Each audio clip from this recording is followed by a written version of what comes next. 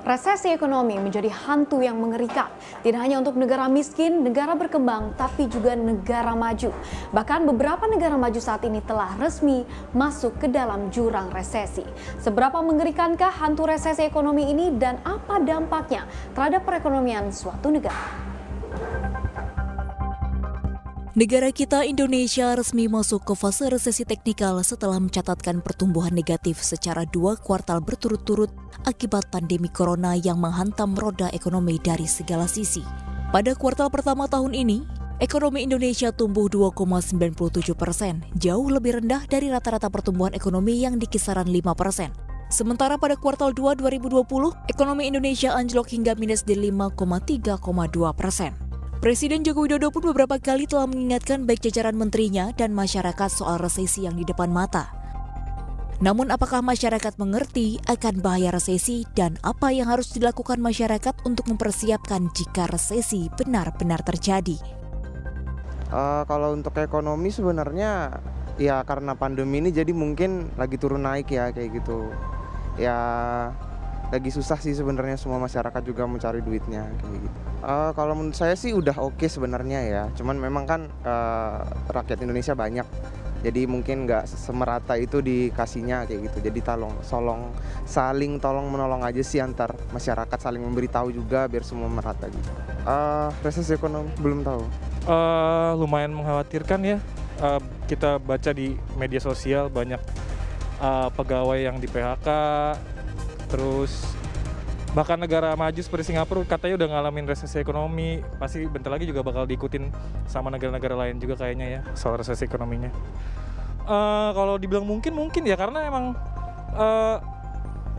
angka PHK-nya kan lumayan besar kan karena akibat pandemi ini.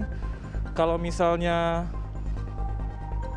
pertumbuhan ekonominya terus melambat atau nggak segera diperbaiki, nggak segera dipercepat gitu, ya mungkin bisa jadi resesi ekonomi juga.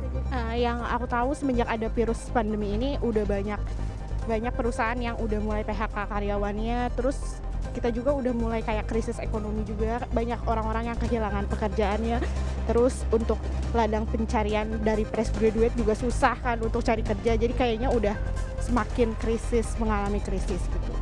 Aku belum tahu untuk resesi itu apa gitu.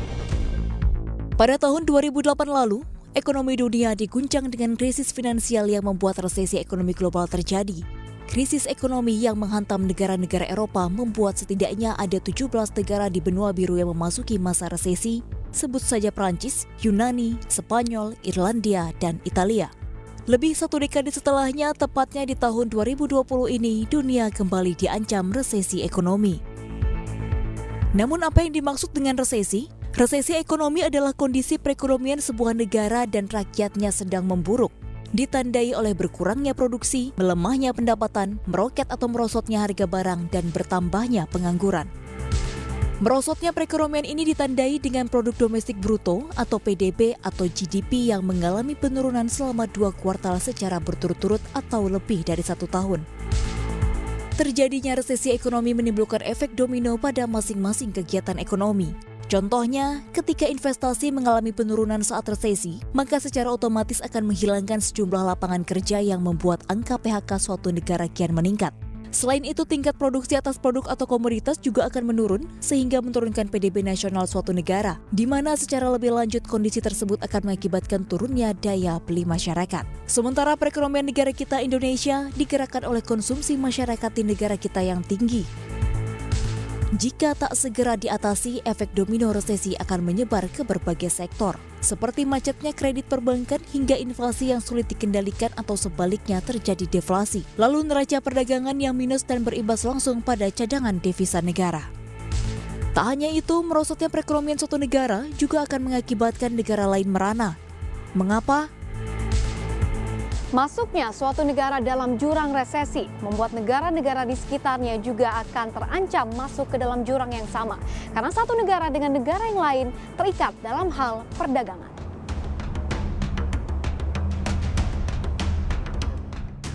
Untuk mengetahui efek domino resesi di suatu negara terhadap negara-negara lainnya, kita akan mengambil Singapura sebagai contoh.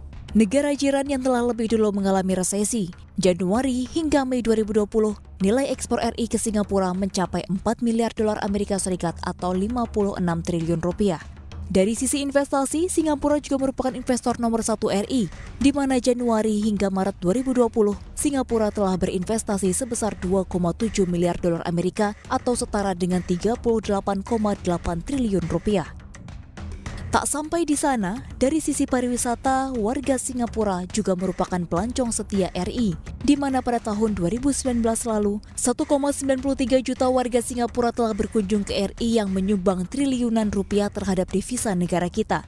Dengan negeri singa yang masuk ke jurang resesi, secara langsung RI akan terpukul dari 3 sisi, yakni ekspor, investasi, dan pariwisata. Hantu resesi menjadi ancaman nyata. Apalagi resesi berkepanjangan dapat membuat suatu negara bangkrut atau kolaps. Mampukah ekonomi global bertahan di tahun yang amat sangat sulit ini?